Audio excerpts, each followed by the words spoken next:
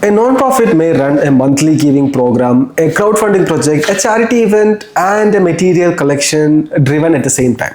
They are all called as campaigns, but they do not need the same donor experience, the same data, or even the same workflow. That is exactly what ZenDonor's campaign engine is designed to solve. So welcome back to ZenDonor, and in the previous episode we explored how ZenDonor manages the complete donor relationship. Today we are looking at what happens when an organization decides to raise funds. So Joyce, when I reviewed the campaign module, the first thing that stood out was the separation between regular donation, peer-to-peer fundraising, crowdfunding, fundraising events, and the in-kind donation. So my understanding is that this is not simply a menu classification. So each one behaves differently inside the platform. Is that correct? Yeah. The campaign type determines what information the organization configures, what donors see publicly, how contributions are attributed, which matrix appears on the dashboard, and what operational process follows after a contribution is made. So ZenDonor is not taking one donation form and changing the heading there. No, each campaign model is structured around its actual fundraising purpose. Okay. So let us begin with the regular donation campaign itself. So this appears to be the most direct model. The non-profit creates a campaign, explains a cause, adds the supporting content, and publishes a public donation page. But the donor can select either a one-time donation or a monthly contribution. So that seems like a small choice on the page, but it creates two very different donor relationships there. It does. A one-time donation creates a single financial transaction. A monthly donation creates an ongoing commitment that needs to remain visible over time. Okay. ZenDonor allows the organization to configure the campaign purpose, description, supporting media, contribution amounts, and donation frequency. The live preview shows how the information will appear to the donor before the campaign is published. Okay, so that preview seems particularly useful for the fundraising team. So they can access the public experience instead of waiting until the page is live itself. Exactly. They can verify whether the title communicates the cause clearly, whether the description provides enough context, whether the predefined amounts are appropriate, and whether the donor can easily understand the difference between one-time and recurring support.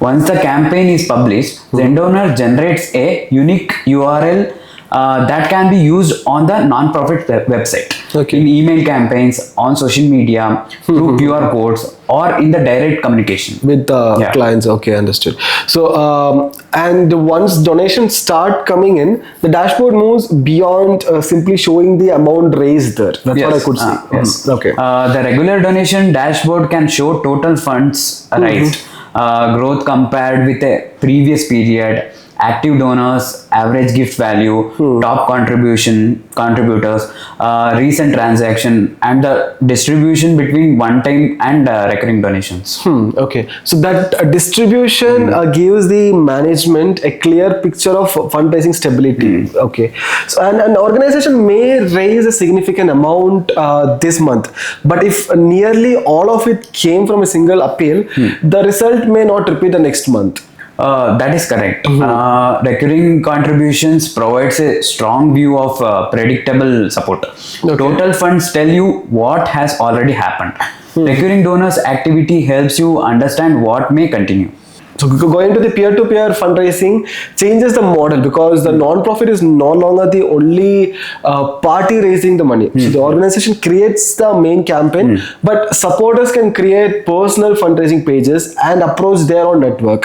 So how do you explain about this? The non-profit still define the parent campaign, its target, its duration, and its core message. But supporters, volunteers, alumni employees, or ambassadors can participate as individual fundraisers or teams. Okay, so instead of one organization speaking to one audience, the campaign can expand through hundreds of smaller networks. Yeah, suppose an organization wants to raise 20 lakhs for school renovation. It may have 100 alumni who are willing to help.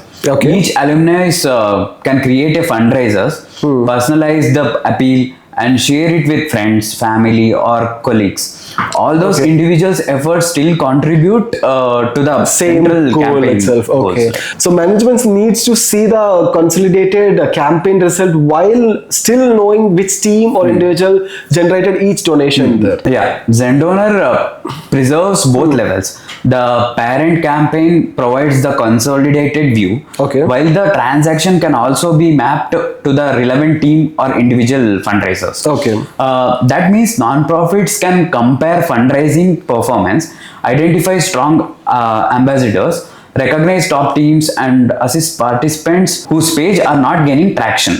So the main technical value is consolidated reporting without losing the individual accountability.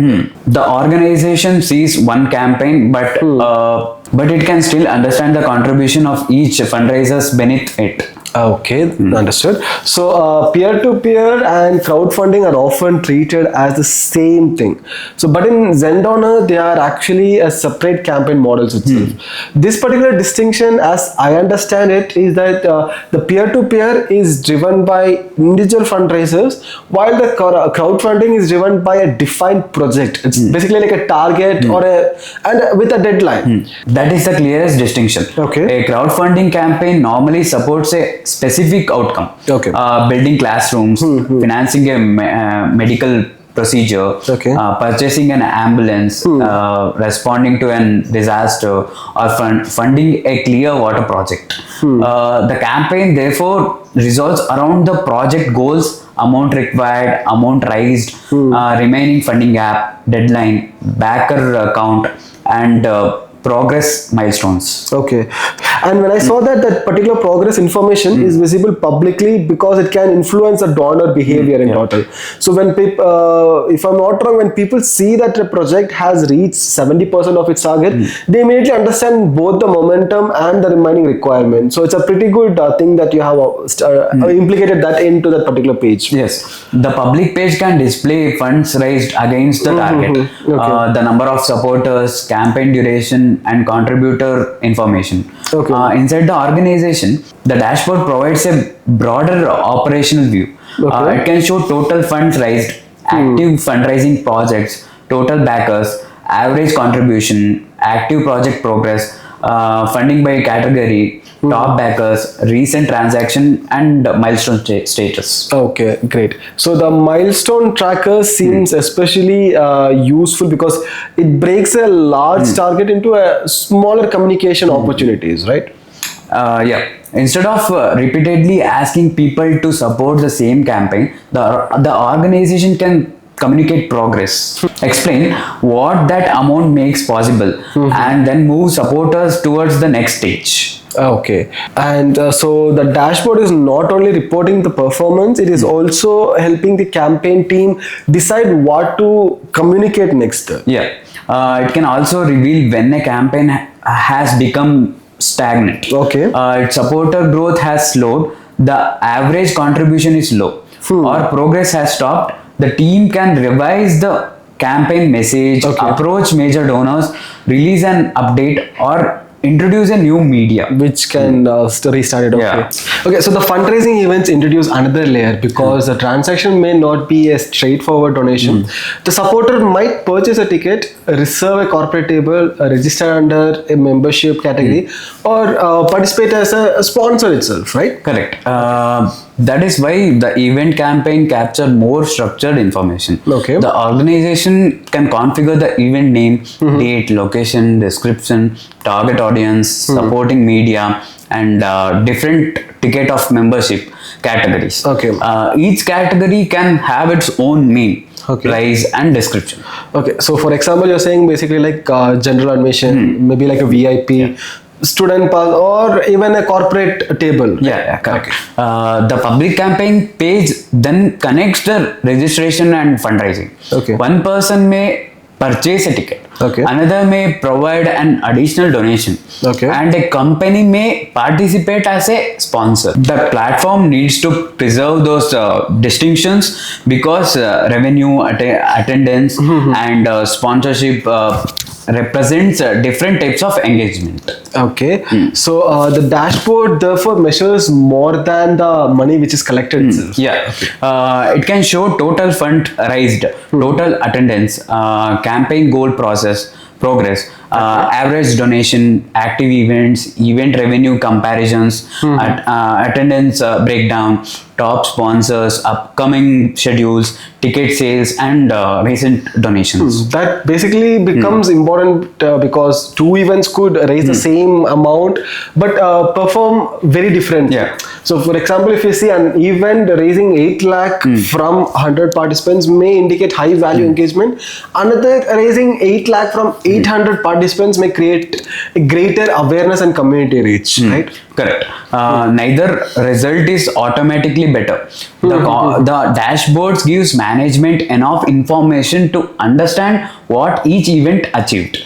Okay. So and the attendance status matters operationally as well, right?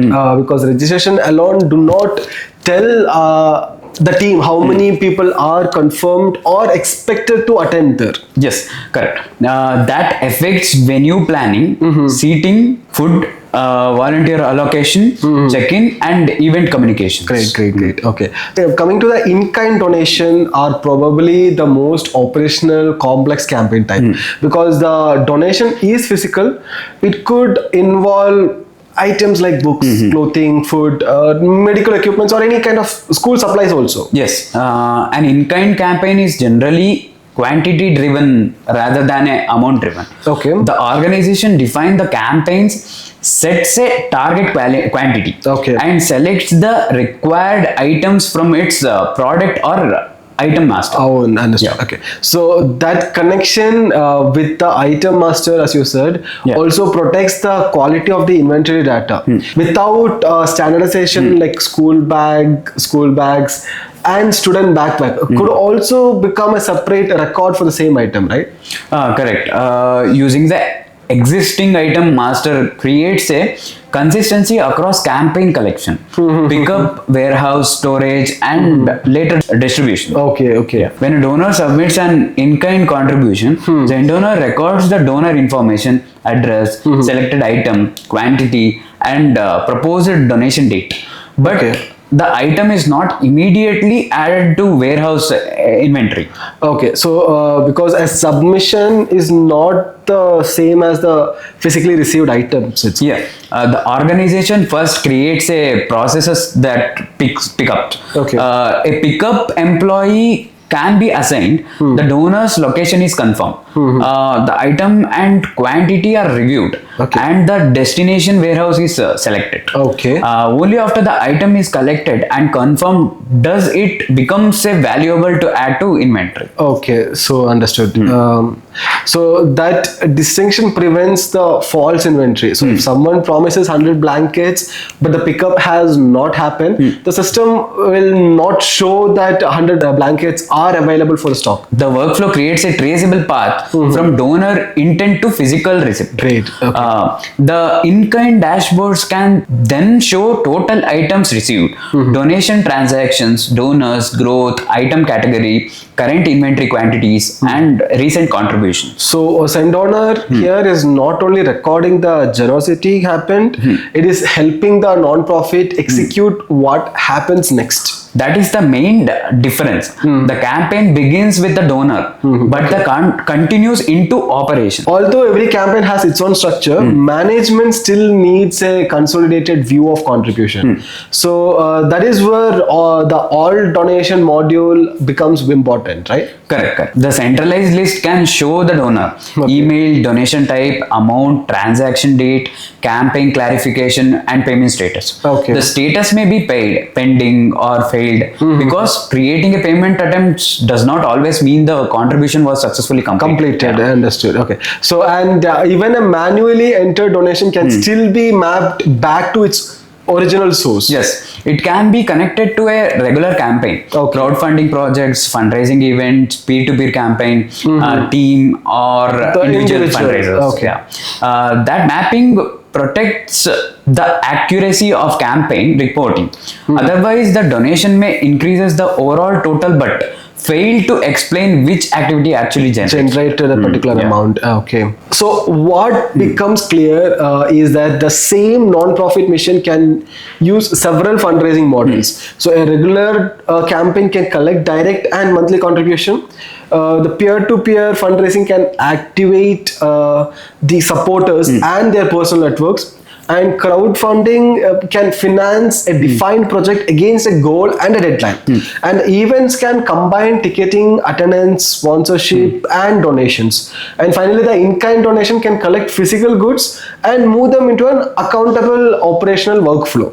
The cost may remain the same, but the mechanics, data, donor experience, and reporting are all different here. And that is why ZenDonor keeps the campaign engine specialized while maintaining centralized donor and donation visibility. Oh, great. Okay, that's wonderful. So thanks. I guess that kind of covers up our most of our campaign flows. And so in the next episode, we will move beyond fundraising and follow what happens after an in-kind contribution is received, from pickup and warehouse entry to inventory monitoring, distribution, employee responsibility, and administrative reporting. So to explore more details about ZenDonor, make sure to visit ZenDonor.com. We are also providing the ZenDonor application completely free for 1 year for limited number of organizations. So make sure to contact us soon and grab that offer without losing it. And make sure to subscribe to the channel for such updates and other videos as Beyond the Cause. So catch you guys in the next episode. Bye. Take care. Bye.